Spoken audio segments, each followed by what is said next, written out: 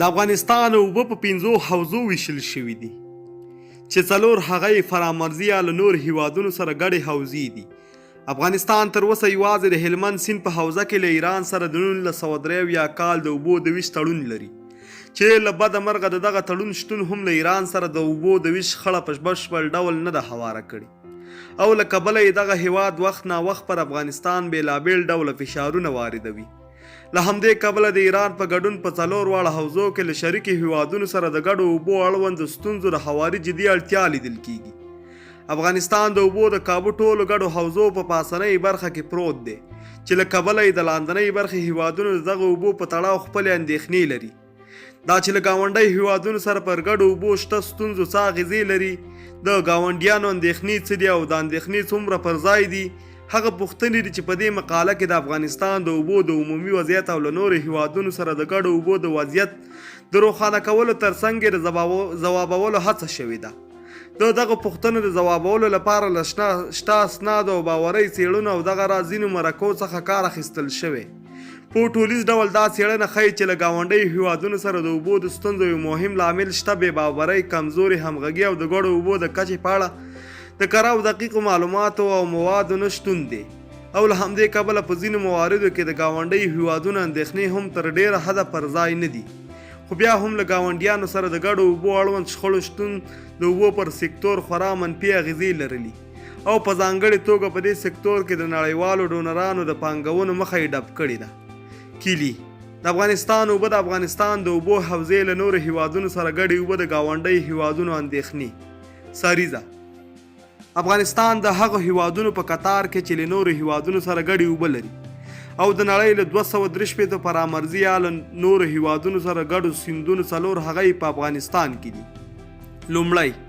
افغانستان د سیمې په داسې نقطه کې پروت دی چې د ګډو اوبو د حوزو کابو ټولې سرچینې هم په هیواد کې دننه دي او وروسته ګاونډیو هیوادونو ته بخیږي. یوازې د کابل حوزې یوه برخه د پاکستان له چترال څخه سرچینه اخلي. همدا لامل دی چې له نږدې ټولو ګاونډیانو سره د اوبو د ویش ستونزه هم لري. د ګاونډیو هیوادونو سره د اوبو د ویش ستونزه له نورو هیوادونو سره په دوه اړخیزو اړیکو په تیره بیا له 2 ګاونډیانو ایران او پاکستان سره ژورې اغېزې خندلې دي. له ګاونډیو هیوادونو سره د اوبو د ویش پر موضوع ستونزې داسې مهال دي چې د بېلابېلو لاملونو له کبله په هیواد کې دننه د اوبو اړتیا او اهمیت ورڅخه بلې زیاتیږي. له یوې خوا افغانستان د اوبو له پراخو سرچینو سره سره د سیاسي او امنیتي بې ثباتیو له کبله له خپلو اوبو څخه پوره ګټه نه ده اخیستې او له بلې خوا په نړیواله کچه د اقلیمي بدلونونو له کبله افغانستان هم د وچکالۍ ځپلو هیوادونو په قطار کې دی او دغه وچکالۍ په کال زیاتیږي. د وروستیو کلونو وچکالیو په ټول هیواد کې د ورښتونو او په پایله کې د ځمکې د سطحې د اوبو پر کچه خورا منفي اغېزې کړي دي.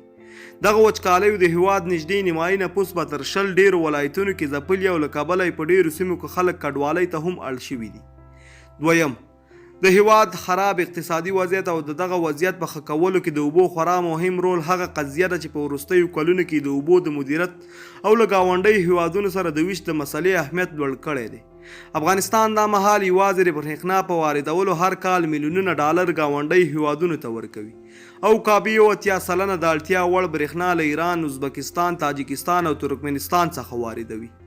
دریم د افغانستان د برېښنا شرکت د شمیرو له مخې یوازې له 2009 کال څخه تر 2015 کال پورې نږدې 1 میلیارډ ډالر په وارداتي برېښنا لګول شوي دي.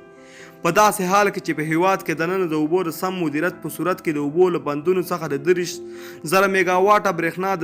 د تولید وړتیا شته ده. څلورم په افغانستان کې د اوبو د مدیریت شدید اړتیا ته په کتلو سره د ملي یووالي حکومت له راتګ وروسته او په تیره د ولسمشر اشرف غني لخوا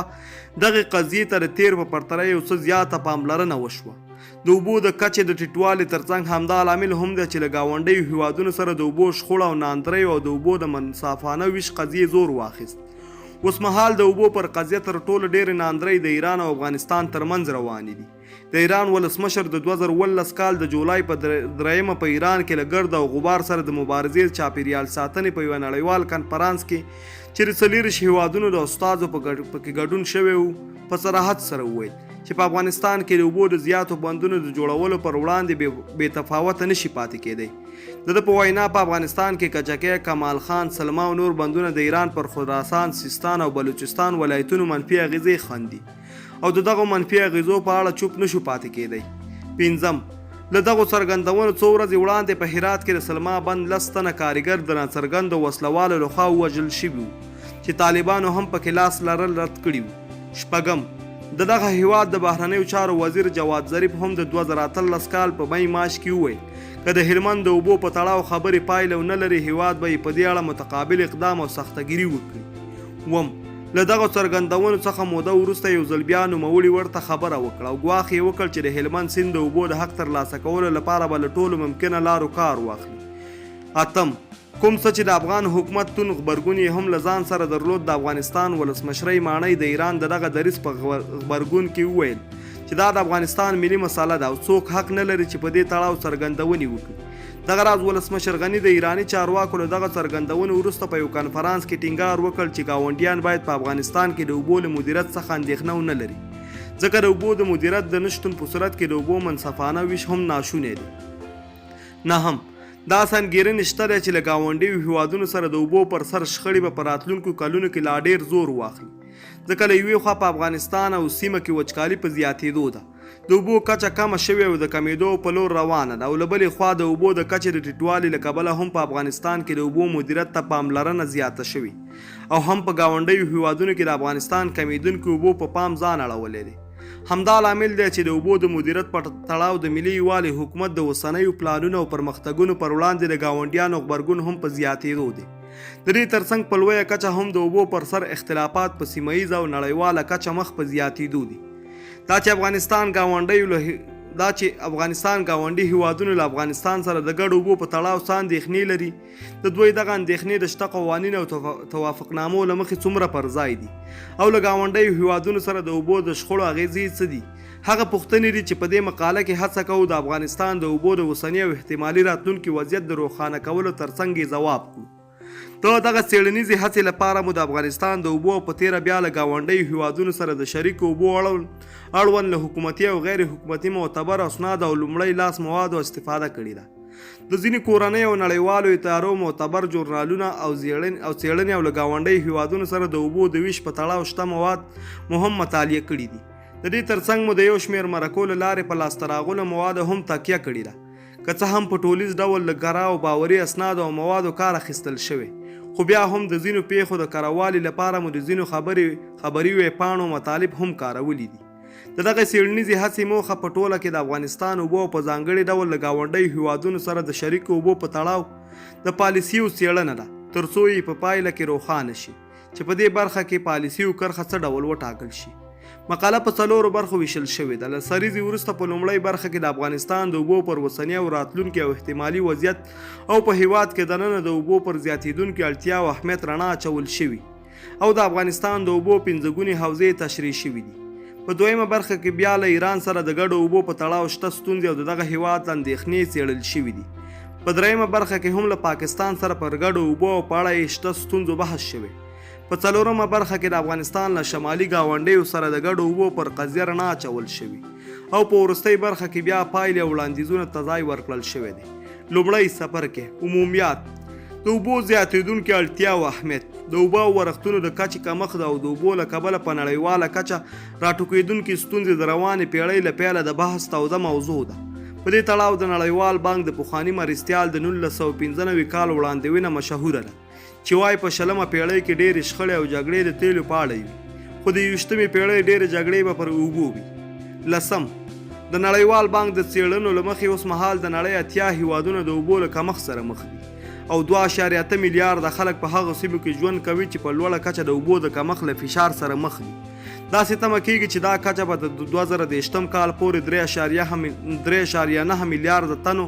د نړۍ نږدې نیمایي نفوس ته ورسیږي. 11، د ملګرو ملتونو د وړاندوینې نه مخې د 21مې پیړۍ تر نیمایي پورې به د ځمکې د اوبو د ضایع کېدو او ککړېدو له کبله ښایي د ټولې نړۍ او 2 سلنه وګړي شاوخوا 7 میلیارده تنه د خوږو اوبو له کموالي سره مخ شي. همدا لامل دی چې ورځ تر بلې د اوبو اړتیا او اهمیت زیاتېږي او افغانستان هم د هغه هیوادونو په قطار کې دی چې د اوبو له کمښت سره مخ دي. د اوبو کمښت په ځانګړې توګه زموږ پر هیواد په لاندې برخو کې اغیزې خندلي او په هیواد کې د اوبو اړتیا او اهمیت لا ډېر لوړ کړی دی. الف، د ګاونډیو هیوادونو لاسوهنې. په داسې حال کې چې اقلیمي بدلونونه او ورښتونه د کچې کمښت په نړیواله کچه ګڼ شمېر سیمې ځپلي دي. د ملګرو ملتونو په ګډون ګڼې نړیوالې ادارې او پالیسي جوړونکي په دې اند دي چې په نړۍ کې به په راتلونکي ډېرې شخړې پر اوبو وي او هر څومره چې د اوبو د کچه کمیږي همدومره یې له کبله شخړې او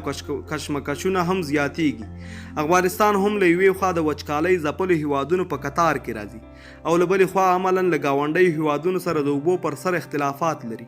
همدا لامل دی چې په افغانستان کې د ایران او پاکستان د لاسوهنو یو لامل ګډې اوبه بلل کیږي او دغه هیوادونه هڅه کوي چې افغانستان د دغه اوبو د مدیریت مجال پیدا نه کړي. په دې تړاو ایران تر جدي شکونه او نیوکو لاندې دی چې د افغانستان په خاوره کې د بندونو جوړولو پر پروژو مخفیانه بریدونه کوي او د دغو پروژو د ځنډولو هڅې کوي. کمال خان، بخش آباد او سلما هغه بندونه چې د پروژو د تخریب او کار درولو په موخه یې پر ایران د لاسوهنو او مخفیانه بریدونو له کبله نیوکې شته دی. 12 دغه راز د 2013 کال په مه میاشت کې د فراه ولایت پر مرکز د دولت د وسلوالو مخالفینو له برید وروسته د افغانستان د دفاع وزیر دا جګړه د اوبو جګړه وبلله. 14 په همدې توګه پر پاکستان هم ورته نیوکې او تورونه شته دي او په ځانګړې توګه تر کابل سیند لاندې سیمو کې د جوړېدونکو بندونو د بیلګې په توګه پر کونړ سیند جوړېدونکی بند پر پروژو پاکستان پر مخفیانه تخریبي بریدونو او یا په دغسې بریدونو کې پر لاس لرلو تورن دي. 14 اصلا ایران او پاکستان په دې اند دي چې په افغانستان کې د بندونو له جوړېدو سره د دوی ګټې له ګواښ سره مخ کیږي ځکه په تیرو کلونو کې په افغانستان کې د اوږدو بې ثباتیو له کبله د کرنیز سکتور او اقتصادي وضعیت. د کرنې سکتور نیغ په نیغه د اوبو له وضعیت سره تړلی دی چې 95% اوبه پکې مصرفیږي او اوس مهال دا سکتور د ټولو هیواد په کچه د اوبو له کمښت سره مخ دی. په 1980 کال کې په افغانستان کې 3.3 میلیونه هکټاره ځمکه خړوبېدله خو دا کچه په 2008 کال کې 1.8 میلیون هکټاره کرنیز ځمکې ته راټیټه شوې ده. له دې جملې 10% یې له عصري لارو چارو په ګټې اخیستنې سره خړوبېږي او د ژورو څاګانو په څېر په دودیزو تګلارو تکیه کیږي چې د اوبو د کچې په کموالي کې رول لري. له اوبو څخه د اغېزناکې ګټې اخیستنې په موخه د اوبو د مدیریت او پراختیا په سیستمونو او میکانیزمونو کې د پانګونې نشتون یوه له هغو ننګونو ده چې په دې برخه کې د ستونزو د زیاتېدو لامل شوې ده. 15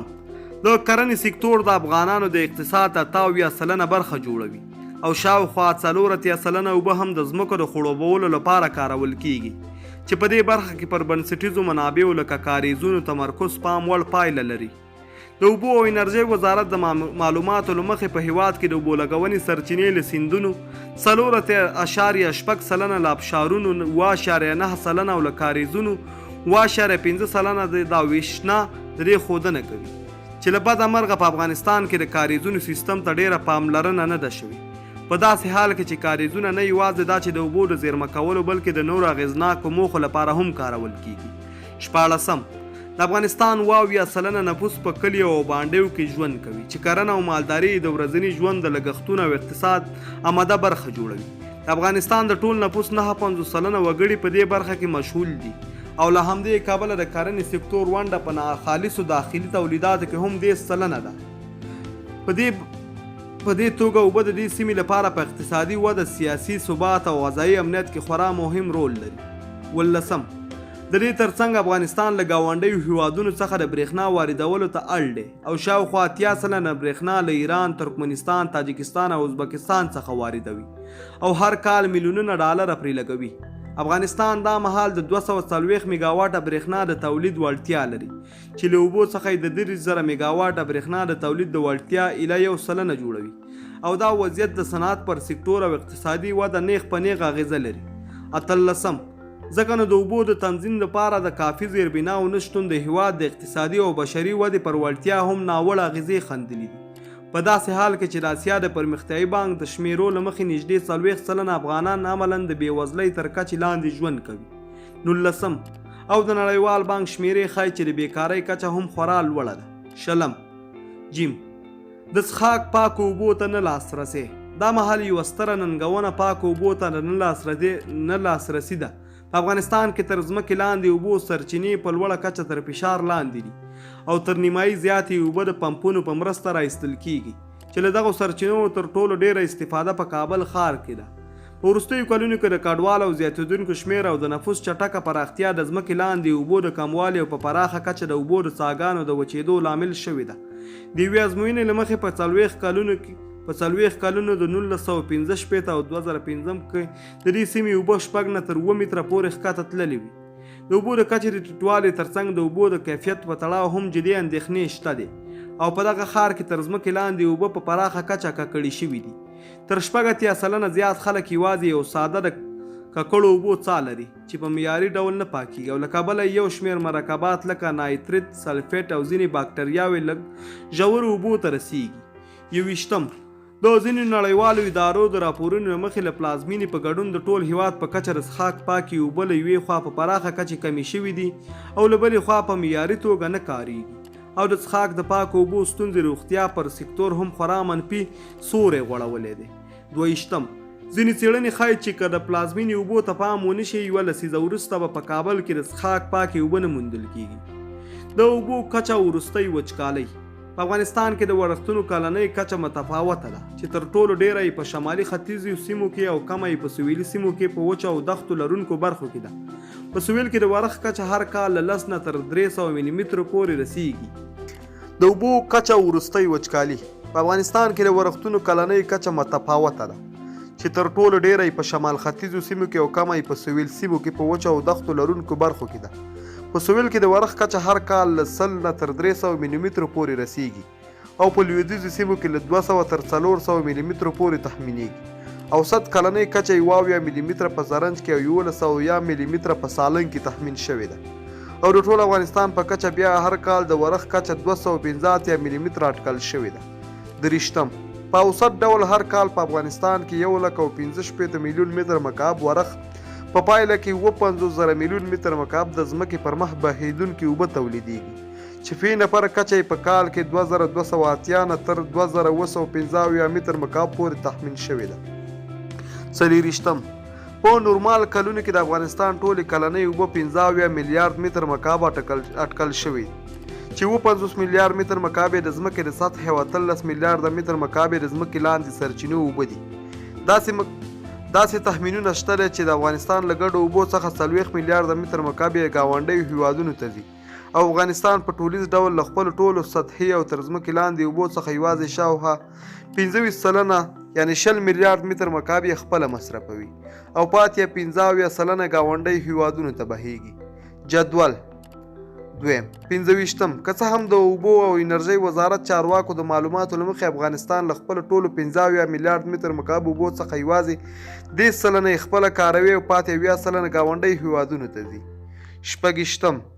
د وروستیو کلونو د وچکالیو د افغانستان د اوبو کچه هم پام وړ کمه کړې ده. د افغانستان چارواکو په وینا د افغانستان د 5 حوزو اوبه په ټولیز ډول 14% کمې شوي دي او د ټولو 50 میلیارډ متر مکعب سطحي اوبو کچه اوس 9 میلیارډ متر مکعب ته راښکته شوې ده. 28 د وروستیو کلونو د وچکالیو له کبله په ډیرو سیمو کې د ورښتونو کچه شاوخوا 80% راکمه شوې ده او له کبله یې زیات شمېر خلک کډوالیو ته هم اړ شوي دي. 28 په افغانستان کې د اوبو کمښت بېلابېل لاملونه لري. د نفوس زیاتوالی، د اوبو د سرچینو ناسم او بېځایه مصرف او کمزوری مدیریت، تر ځمکې لاندې اوبه کمیدل او ککړوالی او اقلیمي بدلونونه یې مهم لاملونه دي. دا فشار تر ټولو ډېر د کابل سیند په حوزه کې احساسیږي چې کابل ښار ته اوبه ورکوي او په ټولیز ډول د افغانستان 15% یا 8 میلیونه نفوس د دې حوزې اوبه کاروي. د دغې کچې 4.5 میلیونه یوازې په کابل ښار کې ژوند کوي او داسې اټکلونه شته چې دا شمېر به تر 2050 کال پورې 8 میلیونو ته ورسیږي. په دې توګه کابل ښار د نفوسو له پلوه د نړۍ 5م پراخېدونکی ښار او د اوبو لپاره تر ټولو ډېر فشار لرونکی ښار دی. 29 د ځینو څېړنو له مخې یوازې د پلازمینې اوبه په تېرو 10 کالو کې 15 متره ښکته تللي دي چې په ځینې سیمو کې بیا دا کچه تر 40 مترونو پورې هم رسیږي. د کابل ښار په لویدیځ کې په یو مشخص مورد کې 10 متره ژور څاه کابو 8 کاله وړاندې اوبه لرلې او وروسته وچ شوې، خو اوس په 2018 کال کې بیا په هماغه ځای کې 20 متره ژور څاه یو ځل بیا وچ شوي چې له 8 کالو وړاندې څاره 40 متره توپیر لري. 30 د اوبو د کچې ټیټوالی او ترې راټوکېدونکې ستونزې داسې مهال دي چې د ملګرو ملتونو د خوړو او کرنې سازمان د معلوماتو 2014 له مخې په بیرونیو سرچینو پورې د افغانستان د اوبو د تړاو نسبت 28.7% دی چې دا نسبت د بیلګې په توګه په پاکستان کې 20.7% دی او افغانستان له هغو هیوادونو دی چې په پراخه کچه د اوبو سرچینې لري. 21 د دې ترڅنګ افغانستان د سطحي اوبو د زیرمه کولو ښه پوتنشل لري، خو له بده مرغه د اوږدو جګړو او بېثباتیو له کبله دا مهال د اوبو د ذخیره کولو ډېره کمه وړتیا لري او په دې برخه کې د اوبو د زیرمه کولو لومړنۍ تګلارې بیا رغونې ته اړتیا لري او ترڅنګ یې له پرمختللې ټکنالوژۍ په ګټه اخیستنې سره د سترو زیرمو د رامنځته کولو او سترو او پرمختللو ذخیروي بندونو د پراختیا جدي اړتیا لیدل کېږي. له نورو هیوادونو سره د افغانستان د اوبو د زیرمه کولو د وړتیا پرتله